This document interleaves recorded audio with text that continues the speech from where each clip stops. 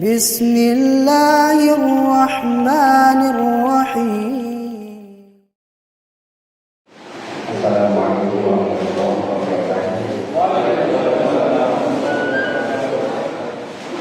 Alhamdulillah, wassalatu wassalamu ala Rasulillah wa alihi wa sahbihi wa mawalah wa la haula wa la quwwata illa billah wahdahu. Segala puji bagi Allah Subhanahu wa taala. Salawat dan salam semoga senantiasa tercurahkan kepada Rasul kita Nabi Muhammad sallallahu alaihi wasallam, kepada keluarganya, para sahabatnya, tabi'in dan kepada kita semua yang berusaha mengikuti jejak beliau dengan baik. Mudah-mudahan kita bersama digolongkan oleh Allah Subhanahu wa taala termasuk golongan orang-orang yang mengikuti jejak beliau dengan baik. Amin ya rabbal alamin. Ikhwatan iman rahimani wa rahmatullah, para hubungan kuat jamaah kajian Masjid Al-Jariyah antara Surabaya yang semoga dirahmati, diberkahi, diberikan taufik oleh Allah Subhanahu wa taala.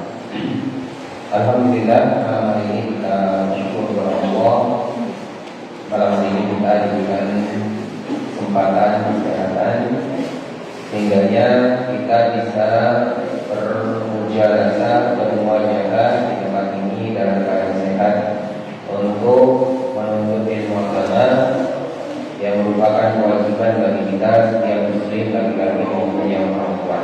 Mudah-mudahan majlis kita malam hari ini diberkahi oleh Allah, diridhoi oleh Allah, dapat menambah ilmu, wawasan, iman, takwa, nantinya bisa kita amalkan dan bisa kita terapkan kepada orang lain. Amin ya rabbal alamin. Bismillahirrahmanirrahim. Warahmatullah. Pembahasan kita dari tafsir As-Sa'di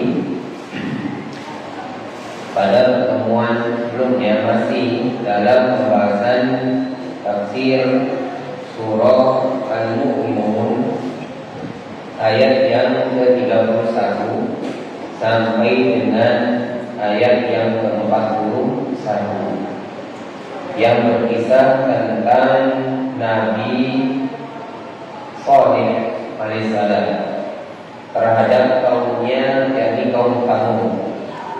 Telah dijelaskan sebagiannya bahwasannya kaum Tsamud adalah kaum yang diberikan kelebihan oleh Allah Subhanahu wa taala berupa kecerdasan, kekuatan, umur yang panjang, keahlian di dalam membuat istana-istana, bangunan-bangunan, memakan pegunungan, bebatuan, dan berbagai macam nikmat lainnya. Namun nikmat tersebut tidak mereka gunakan untuk bersyukur kepada Allah, beribadah kepada Allah. Mereka sudah lupa dengan ajaran Islam yang sebelumnya sudah disampaikan oleh yakni Hud alaihissalam terhadap kaumnya Ad.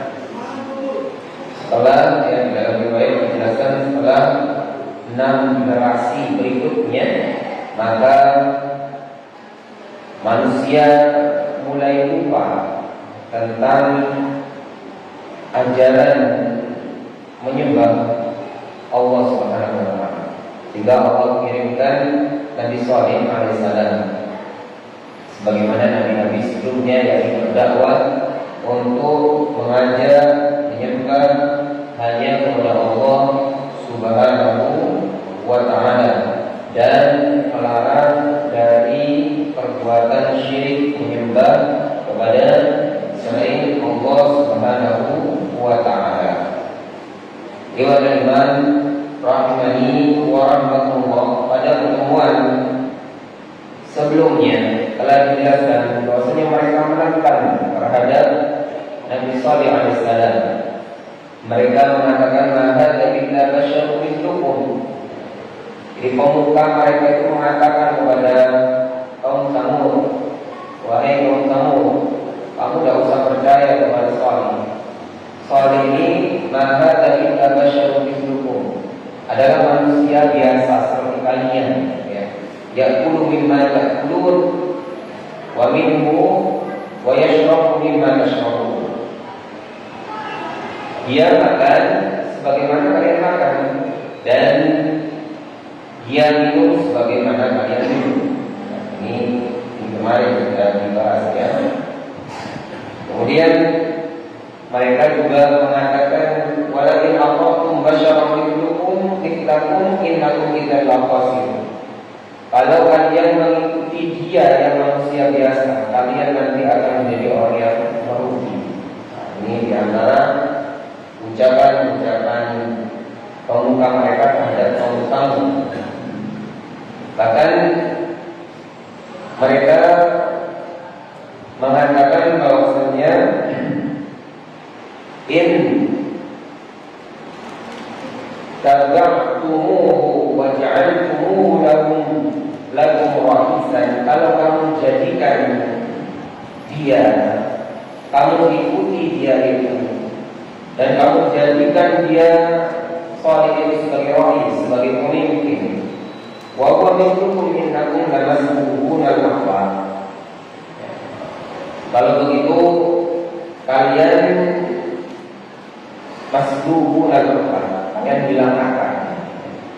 Ini adalah ucapan pemuka kaum Samud terhadap yang memprovokasi, ya, kaum Samud, pemukanya terhadap kaum Samud.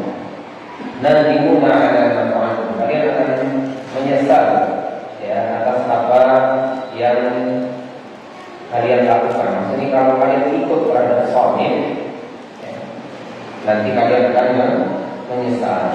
Dan ini adalah kejahilan, ya, kejahilan yang nyata dari pemuka kaum Samud dan kaum Samud sendiri. Ibadah iman rahmani wa rahmatullah. Sampai kemarin pembahasan kita sampai di falamma ankaru risalatahu wa radduha.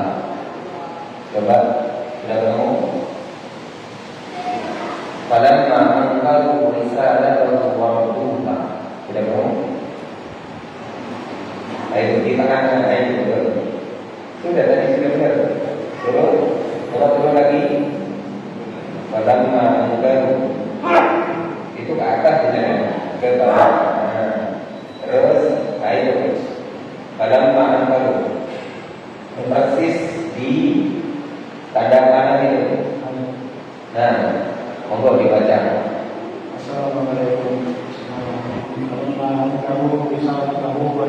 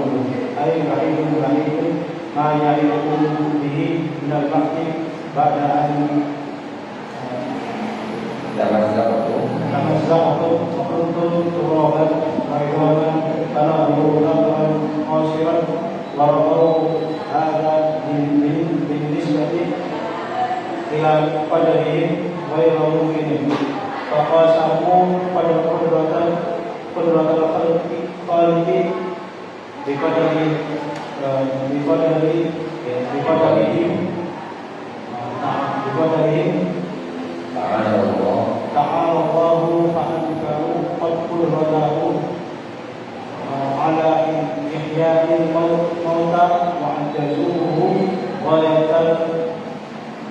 والتعزيز والتسع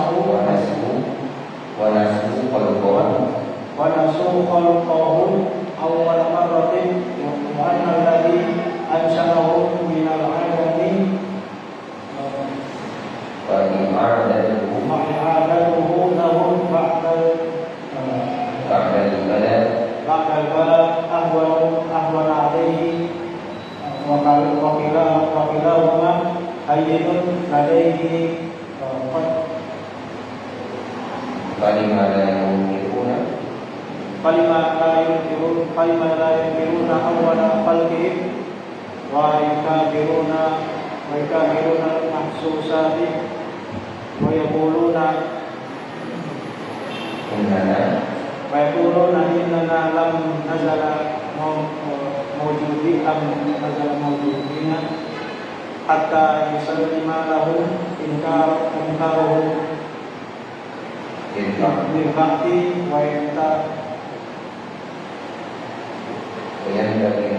وينتقل معهم إلى الاحتجاج على إثبات وجود الخالق العظيم. وهذا دليل آخر وهو أن الذي أحيا الأرض بعد موتها إن ذلك لمحيي الموتى إنه على كل شيء قدير. وثم دليل آخر وهو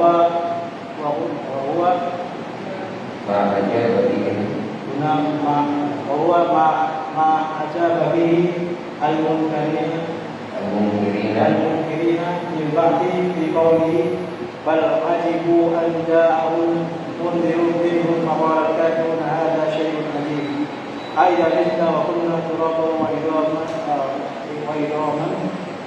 أئذا كنا ترابا ذلك رجع بعيد. فقال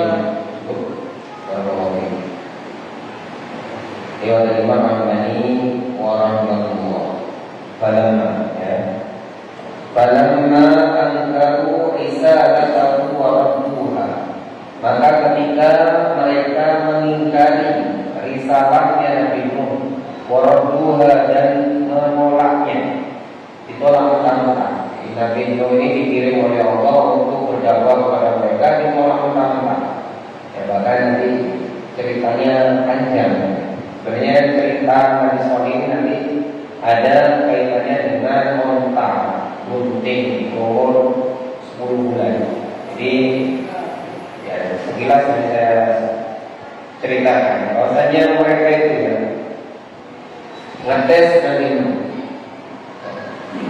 Kalau kamu memang benar-benar Nabi, coba saya minta mukjizat kamu, buktikan kalau kamu Nabi. Karena mereka berhubungan dengan setiap hari memahat batu ya, buat rumah, buat istana. Mereka meminta sesuatu yang mustahil, yakni meminta onta gunting yang umur 10 bulan yang hamil hidup itu bisa keluar dari batu cadas tersebut, ya, batu yang cadas di perbukitan tersebut. Coba kalau kamu memang Nabi, kamu buktikan kepada kami, adakan onta gunting yang keluar dari batu.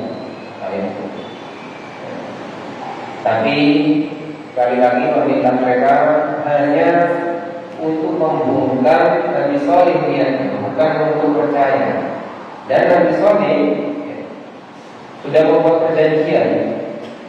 Nanti kalau Allah akan buktikan kalian akan beriman akan benar, mereka mengatakan iya.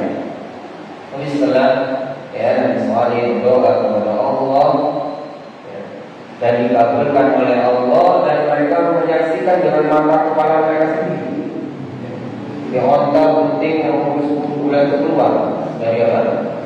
Dari mereka menyaksikan dengan mata kepala mereka sendiri, tapi mereka tetap tidak percaya terhadap Nabi Soleh. Padahal mereka menyaksikan dengan mata kepala mereka sendiri. Dan onta putih tersebut dijadikan ujian sebagai nama Allah, ujian ontanya Allah untuk menjadi ujian buat mereka. Tantangannya tiga, onta tersebut tidak boleh diganggu. Yang kedua, onta tersebut boleh makan di setiap tempat di daerah kamu. Dan yang ketiga, onta tersebut boleh minum bergantian di sumur mereka. Jadi kalau onta tersebut minum di sumur, tidak boleh ada yang minum di situ bergantian. Ketika onta tidak ada, baru boleh minum di sumur mereka. Itu ujiannya tiga, tapi lama-lama mereka langgar, bosan dengan aturan tersebut. Padahal mereka itu boleh sepuasnya mengambil air susunya nakoh tadi, boleh sepuasnya mengambil air susunya onta tadi, dan itu cukup untuk satu kaum kamu. Tapi mereka malah malah bosan dengan itu. Mereka ingin sumur itu menjadi hak milik mereka, ya semuanya full, ya, tidak bergantian dengan onta.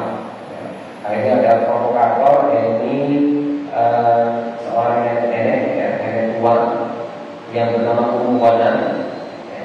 Dia punya anak-anak yang cantik-cantik dan menawarkan kepada kaum siapa di antara kalian yang bisa membunuh onta tersebut, saya akan kasih anak gadis saya.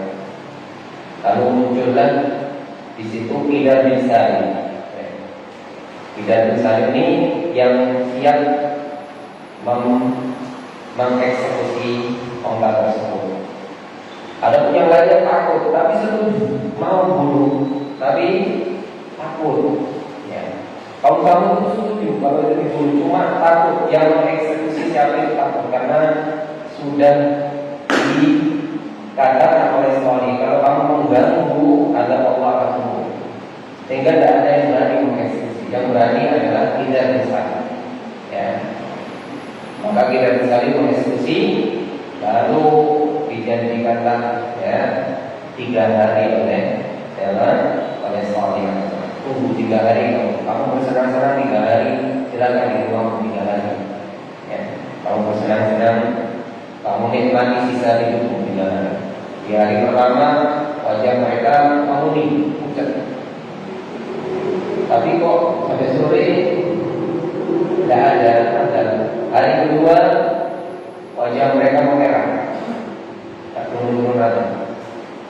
Di hari yang ketiga wajah mereka menggelap, lalu di pagi harinya ya, maka terjadilah apa yang terjadi, yakni guntur yang sangat keras, disertai petir dan juga gempa bumi yang sangat dahsyat.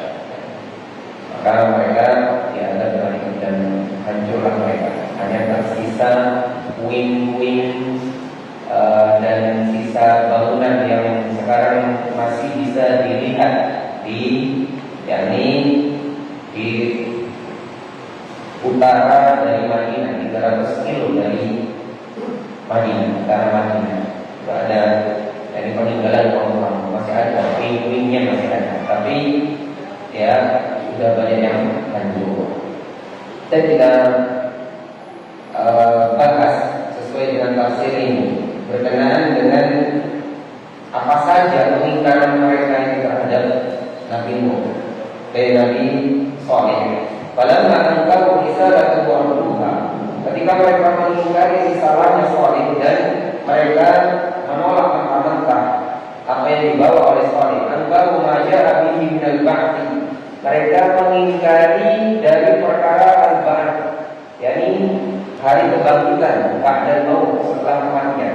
Mereka tidak percaya nanti setelah mati mereka akan dibangkitkan. Mereka tidak percaya. Wal mujazati 'ala al-amal, dan mereka tidak percaya atas namanya mujazah, ya, pembalasan terhadap amal. Jadi kita beramal itu kalau kata kaum tamu ya sebebas-bebasnya, mau berbuat baik mau berbuat buruk tidak akan dibalas. Ya, karena mereka kufur terhadap Saleh. Mereka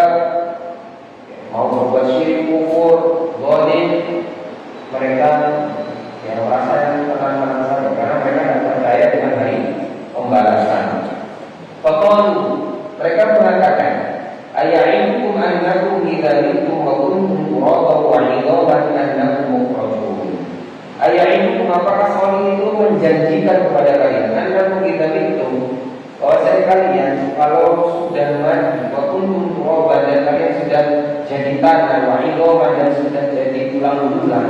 Annakum mukhrajun, nanti kalian akan dikeluarkan dari kubur kalian. Hayhat kalimatu adu. Jauh sekali, sangat jauh sekali dari kebenaran apa yang dijanjikan terhadap kalian. Ini kata kaum muka, yakni kaum kamu kepada kamu, kepada kaum kamu, pemukanya terhadap kaum kamu, yang memprovokasi. Kamu ngapain percaya kepada Soleh? Ajarannya itu tidak masuk akal. Ajarannya apa? Tidak masuk akal. Hari kebangkitan itu tidak masuk akal. Kenapa tidak masuk akal? Masa orang mati sudah jadi tanah, sudah jadi tulang belulang, ya, nanti dibangkitkan, dikeluarkan dari kubur, karena masuk akal. Ini kata pemuda atau kamu. Nah, makanya agama itu bukan semata-mata akal. Mungkin akal kita yang tak nyampe, ya, akal kita yang tak nyampe. Padahal juga kalau kita mau menggunakan akal kita dengan benar, apa yang disampaikan di dalam firman Allah ini benar. Hari kebangkitan itu benar. Nanti akan disampaikan di sini. Ai ba'idun ma ya'idukum bihi min al-ba'di ba'da'an tanazzaqtum wa kuntum turaban wa 'idhaman. Jauh sekali kata-kata, ya, kaum kamu, jauh sekali apa yang dikatakan, apa yang didakwakan oleh Shalih tersebut tentang hari kebangkitan. Ba'dama tanazzaqtum, setelah kalian terkoyak-koyak, wa kuntum turaban, kalian sudah jadi tanah, wa 'idhaman, dan kalian sudah jadi tulang belulang. Itu enggak masuk akal. Fanadharu nadran qasiran, mereka memandang dengan pandangan yang qasir, yang pendek. Jadi pandangan itu, ya, sebagai seorang yang berakal sehat, seorang mukmin, pikirannya harus panjang, menggunakan akalnya dengan jernih, bukan akal pendek. Kalau akal kita pendek sama dengan orang kafir. Mereka tidak percaya itu karena, ya, nadharnya qasir, ya, akalnya pendek. Wara'u hadza binisbati ila qadrihim ghairu mumkinin. Dan mereka memandang ini binisbati ila qadrihim, sesuai dengan kemampuan mereka. Ghairu mumkinin, tidak mungkin. Iya. Kalau dinisbatkan kepada kemampuan kita, ya mungkin. Jadi kalau kita memandangnya itu pakai pandangan pendek, pandangan kemampuan kita, ya tidak mungkin. Orang sudah mati terus bangkit dari kubur sesuai pandangan kita, ya tidak. Baik mungkin, tidak mungkin. Faqasalu qudratal khaliqi bi qadrihi.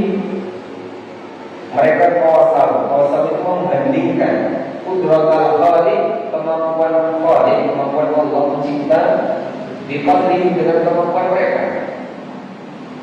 Jadi mereka mengukur kemampuan Allah sesuai dengan kemampuan mereka. Ini salah. Ini salah. Maka tidak boleh kita menyamakan Allah dengan kita, baik zat dan sifat-sifatnya, kemampuan-kemampuannya Allah, tidak boleh disamakan dengan kita.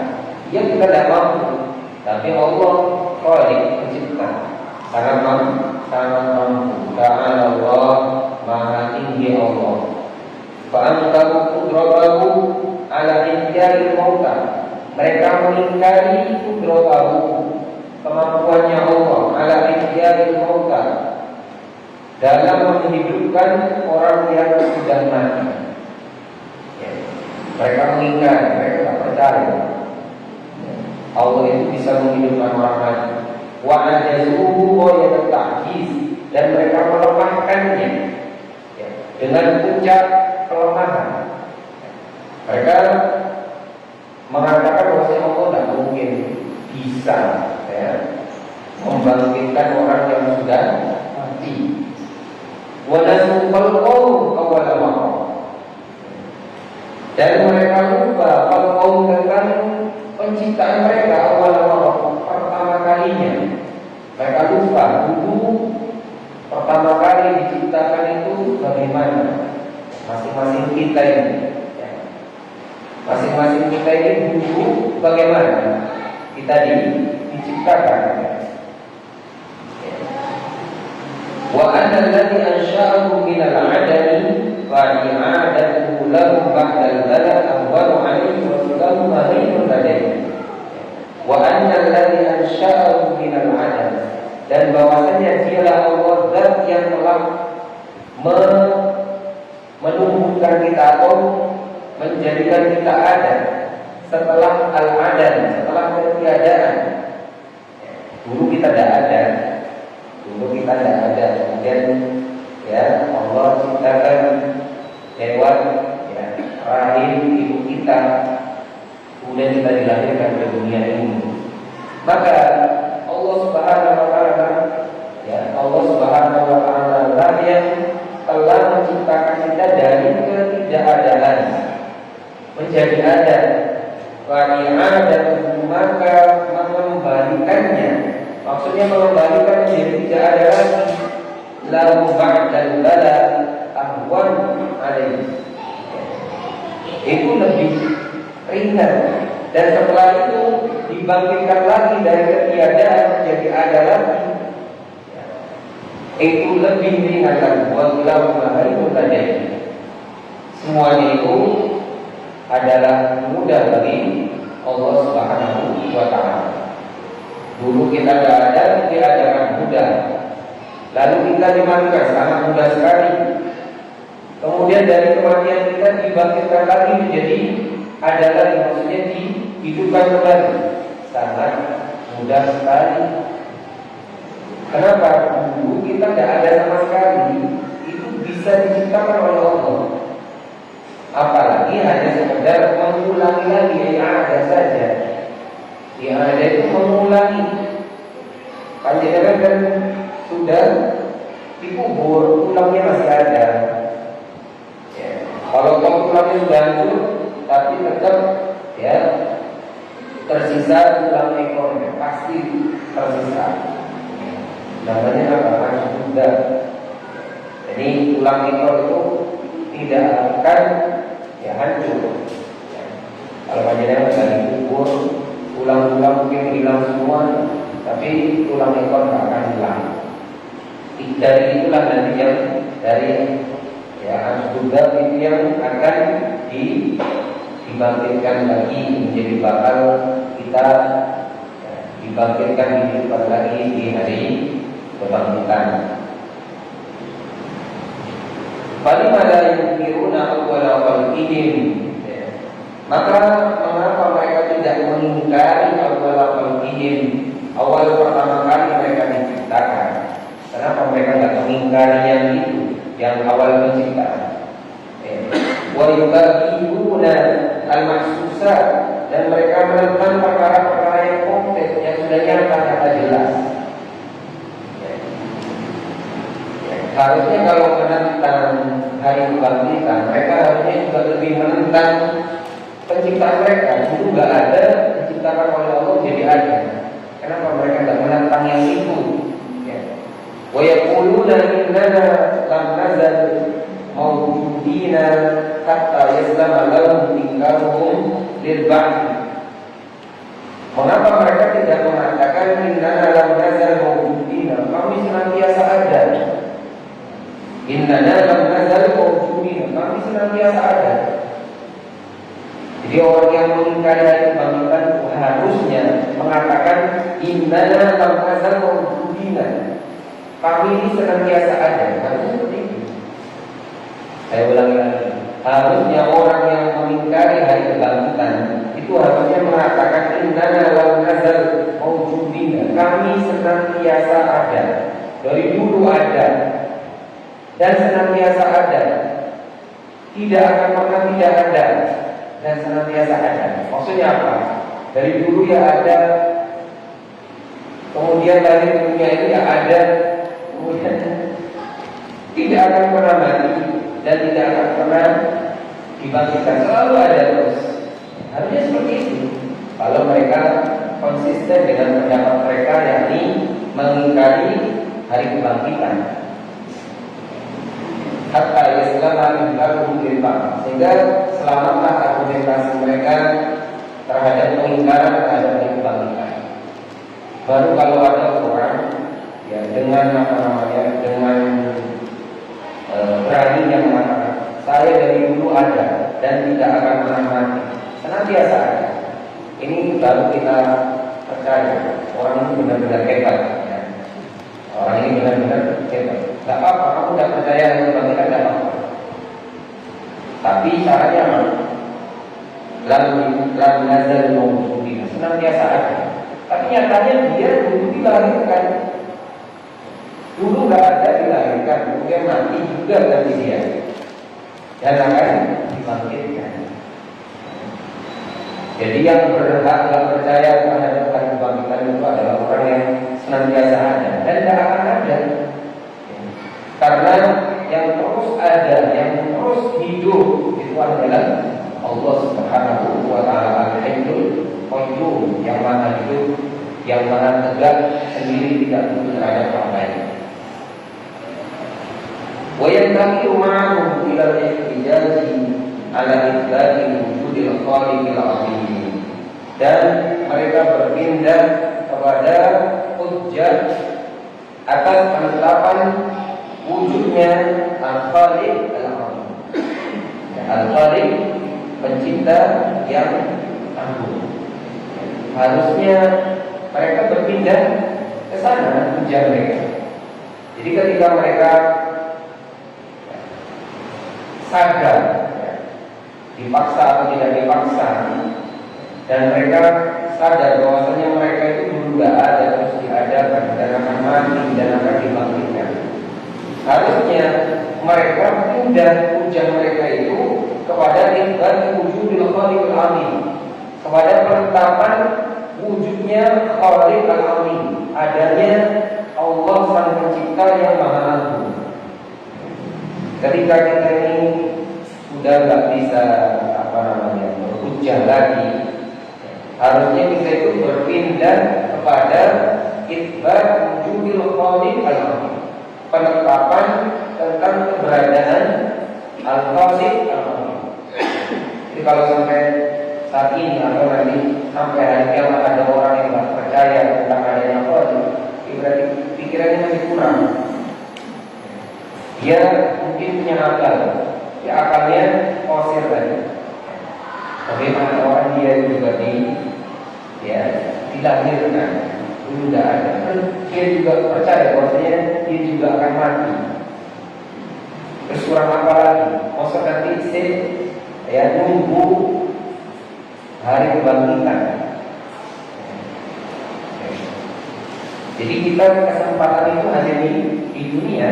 Kalau kita tidak percaya ya sudah, tidak percaya sampai kematian kita sudah selesai. Nanti setelah mati baru sudah dia berhadapan dengan alam kubur, alam barzakh. Ya sudah tidak bisa bantah lagi. Jadi kesempatannya satu kali. Masa satu kali, kesempatan satu kali ini hidup di dunia ini, kita tidak percaya. Belum selesai masalah adanya Khaliq, ya, dengan tidak adanya Khaliq. Jadi kalau orang ateis itu, kalau tidak percaya, ya selesaikan ketidakpercayaannya itu di dunia ini. Karena sampai menyesal di akhir, setelah mati baru percaya. Setelah mati ternyata ada yang namanya barzakh, ya, ketemu ada fitnah kubur, ada kubur. Jangan sampai terlambat. Jadi kesempatan berpikir ya di dunia ini, silakan dipikir dengan baik-baik tentang wujudil Khaliq al-Azim. Wa huna dalilun akhar. Di sini ada dalil yang lain. Wa huwa anna alladhi amyal ardh. Dialah Allah yang telah menghidupkan al-ardh, bumi, ya, ba'da mautiha, setelah kematiannya. Di bumi dulu itu gersang, ya. Bumi awal kali diciptakan itu tidak ada apa-apanya, tidak ada tumbuhannya, tidak ada airnya, gersang. Kemudian Allah hidupkan dengan Allah turunkan air hujan. Maka inna dzalika lamuhyil mauta, sesungguhnya Allah jugalah yang menghidupkan al-mauta, orang yang mati. Ini logika kita berpikir ya dari Allah. Kalau Allah Subhanahu wa taala biasa menghidupkan bumi ini, tidak usah jauh-jauh dulu awal penciptaan bumi. Awal penciptaan bumi memang bumi dulu itu kering kerontang, nggak ada apa-apa sama sekali. Kemudian Allah menurunkan hujan, maka Allah ciptakan ya, tumbuhan, aliran sungai dan seterusnya. Sekarang saja di tempat yang kemarau, yang tandus, ya, kemudian Allah turunkan hujan, kemudian tumbuhlah tanaman. Kita percaya kan? Ini kan bisa dilihat apa? Tumbuhnya tanaman dari tanah itu kita menyaksikan dengan mata kepala kita sendiri. Bahwasanya Allah bisa menghidupkan sesuatu yang mati. Tanah nggak ada apa-apanya, besar, tandus. Allah turunkan hujan, kemudian turun, boleh ada kehidupan di sini. Kita percaya. Kenapa kita tidak percaya bahwasanya Allah itu menghidupkan orang yang mati? Rumput saja bisa dihidupkan Allah. Rumput, tanaman, tumbuhan. Kemudian di situ mulai ada cacing, mulai ada belalang, mulai ada ya hewan. Daerah yang tandus, kerontang, nggak ada apa-apa. Kita percaya. Kenapa kita tidak percaya bahwasanya Allah itu bisa menghidupkan orang yang mati? Kan sama-sama makhluk. Tanaman juga makhluk, manusia juga makhluk. Ya, inna dzalika kamu ilmu sesungguhnya Allah jugalah yang menghidupkan orang mati. Innahu ala kulli syai'in qadir. Sesungguhnya Allah itu maha kuasa atas segala sesuatu. Kalau kita tidak kuasa atas segala sesuatu, kemampuan kita terbatas. Kita jangankan menghidupkan orang mati, menghidupkan TV rusak aja susah. Kasih servis. Ya, ada kemasan ini rusak, dibawa ke servis. Menghidupkan suatu yang itu bisa dilakukan oleh manusia saja, kemampuan kita terbatas. Tapi kalau Allah Subhanahu wa taala itu innahu ala kulli syai'in qadir. Wa thumma dalilun akhar wa huwa ma ajaba bihi al-munkirina lil ba'd. Dan di sana juga ada dalil yang lain. Allah menjawab terhadap ya orang-orang yang mengingkari hari pembalasan, hari kebangkitan. Fi qoulihi pada firman Allah Subhanahu wa taala Quran surah Qaf ayat 2 sampai dengan ayat yang keempat ya. Bal ajibu an ja'ahum dhirun minhum. Bahkan mereka tercengang. An ja'ahum dhirun minhum, ketika datang kepada mereka pemberi peringatan. Wa qala al-kafirun, orang-orang kafir mengatakan hadza syai'un ajib. Ini adalah ya perkara yang ajib, yang ajaib sekali. Jadi ketika datang pemberi peringatan bahwasanya akan ada hari kebangkitan, mereka mengatakan hadza syai'un ajib. Ini adalah perkara yang ajaib, mengherankan. Ini tidak masuk akal, di luar nalar. Ini yang dikit-dikit tidak masuk akal, dikit-dikit tidak masuk akal. Ini sudah dikatakan oleh orang-orang kafir dulu. Hadza syai'un ajib, ini adalah sesuatu yang mengherankan dan masuk akal. Aidza bitna wa kunna turaban dzalika rajulun ba'id. Aidza bitna wa kunna turaban. Apakah kita yang sudah meninggal dan kita sudah jadi tanah kemudian bisa hidup lagi, bisa dibangkitkan dari rajulun ba'id? Ini adalah pengembalian yang sangat mustahil, tidak akan pernah mungkin. Ini kata orang-orang kafir. Alhamdulillah kita ini sudah muslim dari lahir, dari kecil ya. Dari kecil kita sudah dibimbing oleh orang tua kita masuk Islam, tidak perlu mikir-mikir. Tapi kita ini kalau ingin kuat keimanan kita, jadilah muslim, mukmin yang dikuatkan dengan pikiran atau tafakur yang dalam, sehingga mengokohkan iman kita. Sehingga kita ini bukan hanya sekedar Islam keturunan, Islamnya juga disertai dengan keyakinan. Coba bayangkan nasibnya orang-orang kafir dulu, perlu mikir dulu untuk beriman, perlu mikir dulu. Dikasih gambaran sama nabinya, mereka mikir, terus mereka tidak percaya. Kita tidak perlu mikir, lahir yang muslim, lahir bapak ibu kita muslim, terus kita sholat di ngaji, alhamdulillah kita muslim sampai sekarang. Kita bersyukur. Jangan sampai keislaman kita ini hilang, karena tidak belajar dalam masalah yang akidah seperti ini. Kuatkan dengan dengan banyak tafakur terhadap ayat-ayat Al-Quran. Salah satunya katanya hari kebangkitan. Jangan sampai kita itu, agama kita itu dibangun bukan di atas doktrin semata, tapi juga menyuruh umatnya untuk berpikir.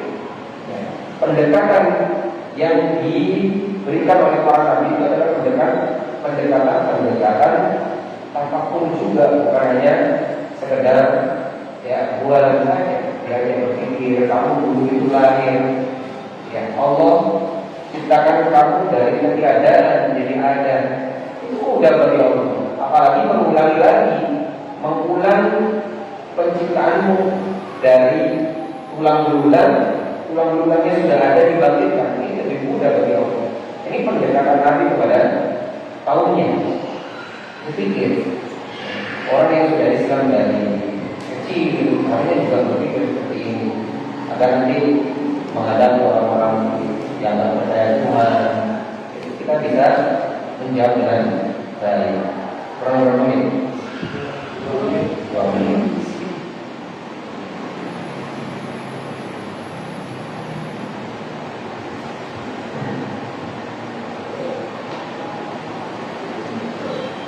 Pokoknya di jawabihim, Allah berfirman tentang jawaban mereka. Qad alimna, kami sudah mengetahui ma tanqusul ardu minhum, apa yang dihancurkan oleh tanah, oleh bumi terhadap tubuh-tubuh mereka ini.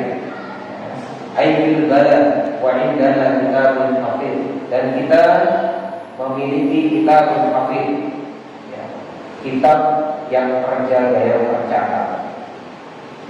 Allah tahu kita itu nanti matinya kapan, di mana, dan hancurnya seperti apa, kuburannya di mana. Allah tidak perlu nanya ini tulang belulangnya siapa, tidak mungkin ketukar.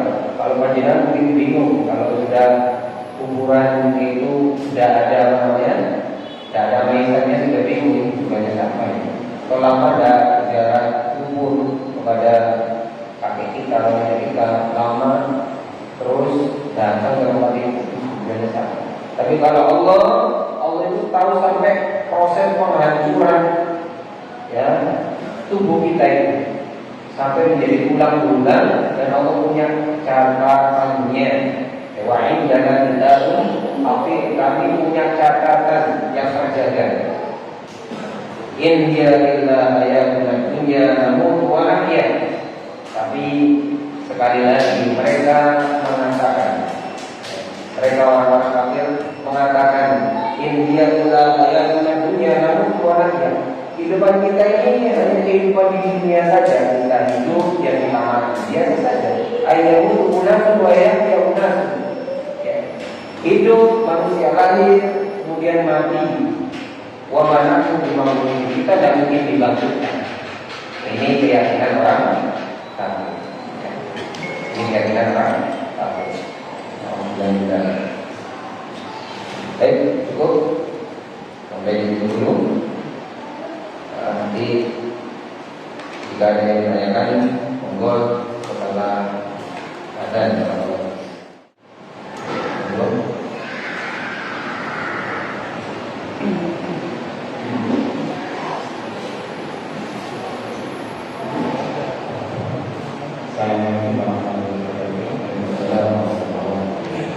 Jadi kalau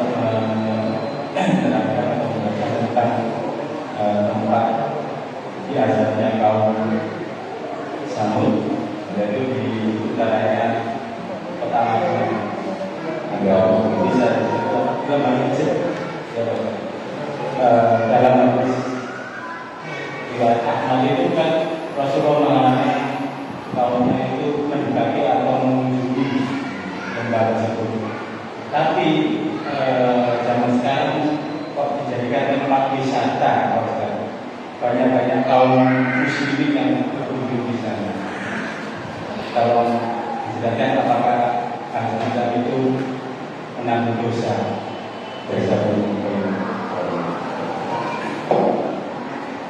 Nah, berkenaan dengan lembah hijau ya, lembah hijau yang ada di utara dari kota Madinah 300 yang biru ya, dari utara Madinah, dan selatannya Tabuk, ya, selatannya Tabuk, utaranya Madinah, selatannya Tabuk.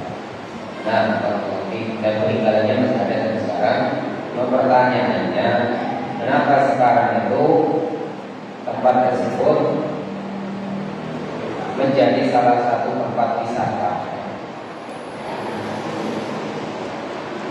Mungkin bahasa tempat wisata juga kurang tepat, karena di sana bukan dijadikan tempat wisata, tapi menjadi tempat yang boleh dikunjungi untuk dijadikan ibroh. Ya, itu tujuannya pemerintah Saudi itu membolehkan kaum muslimin untuk berkunjung ke sana itu untuk dijadikan tempat tersebut ibroh, diambil pelajaran tentang kisah yang dahulu pernah terjadi.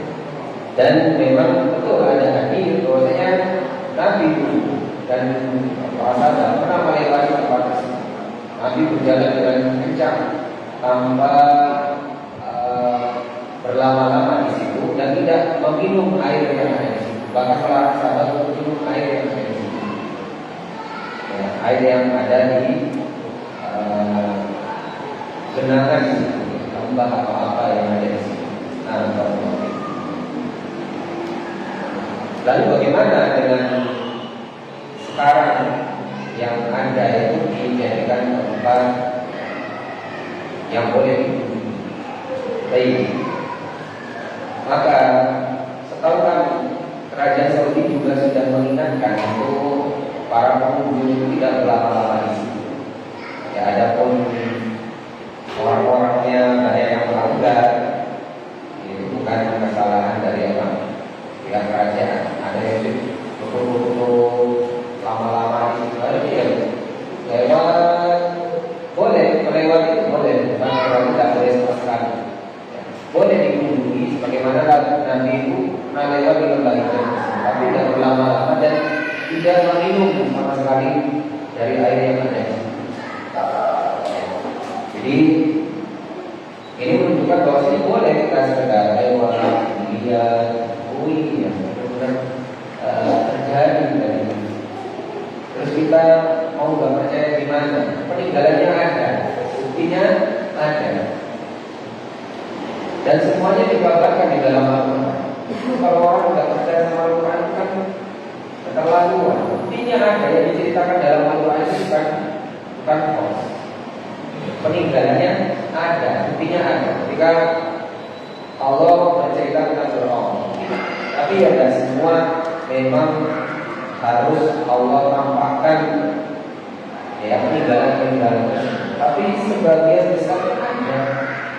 Sebagian besarnya ya, masih ada. Untuk sebagian pelajar bahwasanya apa yang disampaikan oleh Allah itu benar-benar nyata tentang kisah-kisah yang terjadi di zaman dulu, bukan dongeng semata.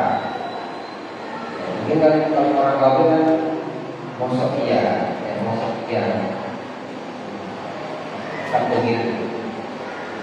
Sedangkan orang yang benar punya kitab Al-Quran, yang Al-Quran mengabarkannya dan sesuai dengan bukti sejarah,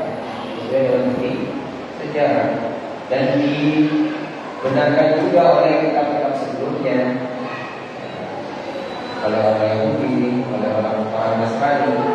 Kitab Injilnya dan kitab yakni Tauratnya mereka masih sebagiannya berkisah tentang nabi-nabi sebelumnya, cuma dengan versi yang banyak sudah dirubah, tapi tetap ada sosok ya Sulaiman, Solomo, sosok Ibrahim, Abraham, ya, sosok Daud, David, dan seterusnya itu dikabarkan ya, dalam kitab-kitab sebelumnya dan dikonfirmasi oleh Al-Quran, dilengkapi oleh Al-Quran. Jadi kalau orang tak percaya Al-Quran itu berarti dia memang mungkin kurang di dalam mempelajari secara mendalam terhadap Al-Quran.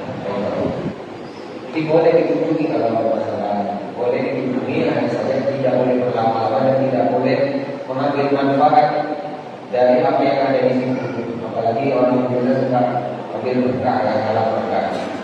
Batu yang ada di situ diambil dibawakan Indonesia. Batu Ka'bah aja tidak boleh, yang batu tempat terlaknat. Tanah-tanah yang di situ tidak boleh diambil, tidak boleh ambil air yang ada di situ. Tidak boleh berbangga-bangga di situ, karena di situ itu adalah tempat terjadinya azab terhadap kaum tamu, tempat yang terlaknat. Ayo, lagi.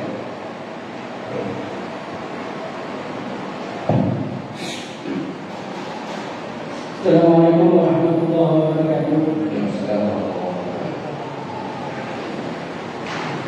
Kita sepakat dan sudah tahu bahwa agama ini diturunkan berdasarkan wahyu dan bukan akal pikiran. Akan tetapi sering kita jumpai di akhir ayat di Al-Quran itu Allah mengatakan, apakah kalian tidak berpikir? Nah, ini korelasi antara akal pikiran dan keimanan itu gimana? Karena seharusnya orang yang menggunakan akal pikiran itu seharusnya kan beriman. Tapi faktanya banyak orang yang cerdas, yang pikirannya encen, tapi tidak beriman. Mohon penjelasan saya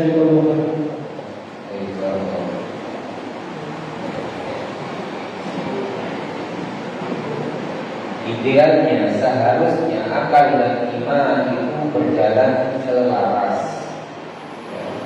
Jadi untuk menguatkan iman kita gunakan akal kita. Dan untuk mengoreksi akal kita gunakan iman kita. Harusnya seperti itu. Saya ulangi lagi kalimat tersebut. Untuk menguatkan iman kita gunakan akal kita. Jadi iman kita agar semakin kokoh, itu kita menjadikan akal kita itu sebagai penyokongnya. Sebagaimana ya, Nabi Ibrahim ketika ingin lebih kokoh keimanannya, mencari siapa Tuhannya yang sebenarnya. Dia berpikir tentang bulan, tentang matahari, dan seterusnya. Itu untuk menguatkan keimanannya, bukan untuk mengukuri Allah. Di dalam Al-Quran banyak ya, menggunakan pendekatan ya, apabila yang guna hilal ya, hilal sama kaifiah, suruh perhatikan langit bagaimana diberikan. Kemudian juga wa ilal jibali kaifa nusibat sawdakum wa ilal ardi kaifa sutihat, kepada bumi bagaimana didatarkan. Disuruh lihat onta, disuruh lihat diri kita sendiri, disuruh lihat alam semesta untuk kita berpikir. Dan nanti pikiran tersebut untuk menguatkan keimanan kita. Jadi dengan proses berpikir akal kita itu untuk menguatkan keimanan kita. Terus kalimat yang kedua, bahwasanya kita menggunakan iman kita untuk mengoreksi akal kita. Bahwasanya ketika kita berpikir itu jangan sampai 12, jangan sampai apa? 12 semata-mata akal. Kita juga punya akal yang terbatas. Kita ini akal kita terbatas, maka harus juga dibarengi dengan iman. Maka kalau bisa selaras, ini yang terbaik. Karena kalau semata-mata akal, nanti ada bagian-bagian yang itu harus kita harus percaya bisa. Contoh ketika kita membahas takdir, ketika sudah mentok kita tidak bisa mikir, maka kita dahulukan iman. Dahulukan apa? Iman. Dan kita katakan terhadap diri kita bahwasanya akal kita terbatas. Dan ini masuk akal. Bahwasanya akal kita itu terbatas, itu masuk akal. Sebagaimana mata kita terbatas, pendengaran kita terbatas, maka akal kita pun terbatas. Semua terbatas. Kita serba terbatas. Mengapa kita ketika mengatakan mata kita terbatas, pendengaran kita terbatas, terus kita tidak berani mengatakan akal kita terbatas? Tak semuanya itu harus masuk di dalam harus bisa dilogikakan dengan akal, karena akal kita terbatas. Tapi dalam perkara-perkara yang pokok itu Allah jadikan logika kita itu bisa berpikir. Maka setelah kita bisa berpikir bahwasanya oleh kita itu memang benar-benar Allah, maka kita cukupkan dengan apa yang dibawa oleh Allah.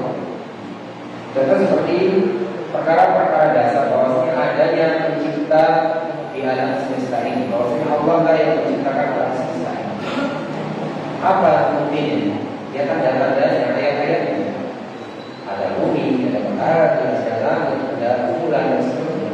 Ini menunjukkan adanya Khaliq, adanya pencipta.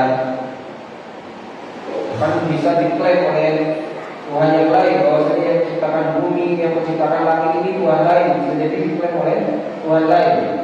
Karena kita katakan kita kalau bisa patung, kalau manusia, kan Tuhan-Tuhan mereka itu. Kalau nggak patung, manusia, matahari, mereka semua makhluk. Maka tinggallah satu, yaitu Allah Subhanahu wa Ta'ala yang Khaliq, yang hakiki tersebut. Ya, dalam poin tersebut tidak bisa dibantah bahwasanya Allah pencipta. Maka setelah itu Allah turunkan Al-Quran, Allah turunkan kitabnya, Allah turunkan nabinya. Ya, sehingga kita dapat informasi perkara-perkara yang waktu itu, perkara-perkara yang bisa dinalar oleh akal kita maupun yang tidak dinalar oleh akal kita cukupkan ya dengan apa yang dibawa oleh Rasul tersebut. Panjenengan begini, mudahnya begini. Panjenengan kalau sudah percaya sama bos panjenengan, apakah panjenengan akan bertanya terhadap semua yang diperintah oleh bos panjenengan, terus panjenengan masuk akal kan? Tidak. Karena dia sudah percaya terhadap bos panjenengan. Sama seperti kita, ketika keimanan kita tinggi kepada Allah, maka kepercayaan kita kepada Allah itu sudah cukup. Tidak boleh kita mempertanyakan semua apa yang Allah atur kita tanya ini masuk akal mana. Ini namanya kelancaran terhadap Tuhan, terhadap Tuhan yang sudah kita. Nah, kembali lagi pertanyaan awal tadi, tentu akal dan iman itu kalau bisa berjalan selaras. Tapi ada yakni golongan yang selamat meskipun tidak selaras, yakni mendahulukan iman daripada akal, itu pasti selamat. Ya pasti selamat. Tapi kalau mendahulukan akalnya semata daripada iman, ini juga pasti tidak selamat. Tapi kalau selaras, bagus. Dan semua sahabat masuk Islam itu ketika menggunakan akalnya selaras dengan imannya. Orang-orang yang dahulu masuk Islam ketika menggunakan akal dan imannya selaras. Kalau semata-mata akal dan menggunakan akalnya itu dengan pengingkaran, saya sudah tidak percaya. Jadi sudah bawaannya sudah tidak percaya duluan. Karena Allah Maha tahu, dia itu berpikir itu untuk beriman atau berpikir untuk menolak. Ada orang itu berpikir untuk menolak, maka dia akan pernah mendapatkan hidayah.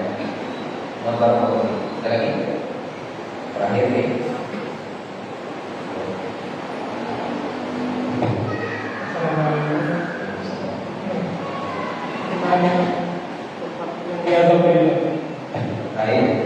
Tempat yang biasa. Tempat yang biasa. Kalau yang pertama itu kan sama. Apakah Sama dengan daerah yang kenal seperti daerah yang kenal bencana, misalkan kena tsunami, kena gunung meletus dan sebagainya. Apakah boleh kita samakan dengan daerah-daerah lain? Kalau tempat al-hijr atau tempat kalau kamu diadab itu tidak boleh kita berlama-lama di situ. Bagaimana Nabi mengatakan kepada sahabat untuk tidak berlama-lama di situ dan tidak minum air di situ.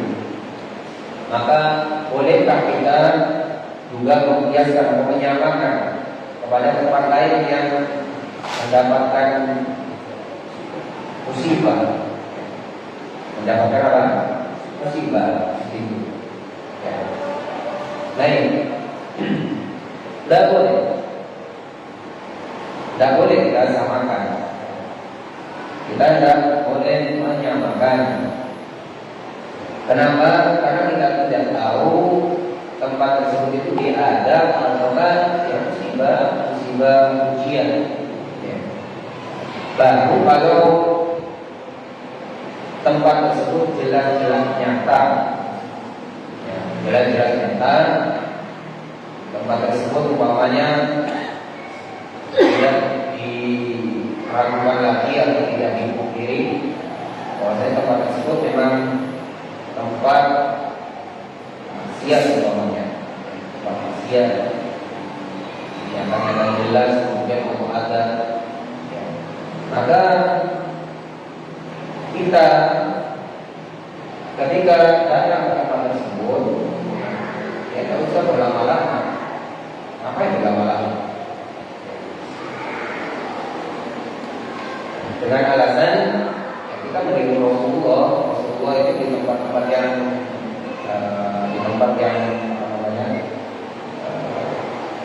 yang terkena ada itu Rasulullah tidak berlama-lama, hanya melewati saja, ya, hanya melewati saja. Tapi kalau setiap tempat yang kena musibah dari kita katakan itu benar dan salah.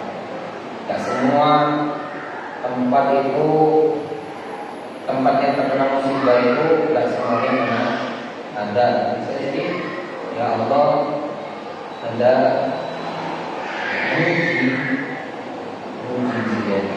Juga memang ada dosa-dosa sebagian tidak merata, ya, dosa-dosa sebagian dari kaum tersebut. Kalau kamu ini merata, ya, memang satu kaum itu merata ukurannya, peningkarannya, ukurannya, maka azab tersebut memang kepada kaum kamu yang merata. Maka kita tidak boleh membiarkan dikit-dikit apa ini kena azab. Terus kita tidak boleh lama-lama di Aceh umpamanya. Kita ke Aceh, tidak boleh lama-lama pernah kena azab dulu. Karena ada tsunami, baru kemudian ya kita boleh seperti itu. Dan kita dalam ini juga harus melaporkan kepada dalil, pada kecuali yang tadi sudah jelas, ya. Sudah benar-benar jelas yang nyata maksudnya di tempat tersebut itu mendapatkan Allah lantaran ada dosa yang nyata yang tak jelas, ada sejarahnya. Contoh seperti kalau dasar di Jawa Barat ada lagi ya kita kalau kesana ya tidak usah berlama-lama, jadi tahu dia tuh itu dulu pernah ada orang yang senang sesama jenis ya kalau saya. Sesama jenis. Zina ya. Ada juga yang senang sesama jenis kalau saya di situ. Dibalikan hukum tersebut ya. Dibalikan hukum tersebut. Maka ya apa yang berlama-lama di situ untuk diambil pelajaran itu saja lewat ambil ikro, bukan mengambil ikro maksiatannya, bukan mengambil maksiatannya, tapi kenapa Allah ada batas tidak boleh berlama-lama di tempat-tempat yang ada lagi cukup ya. Mungkin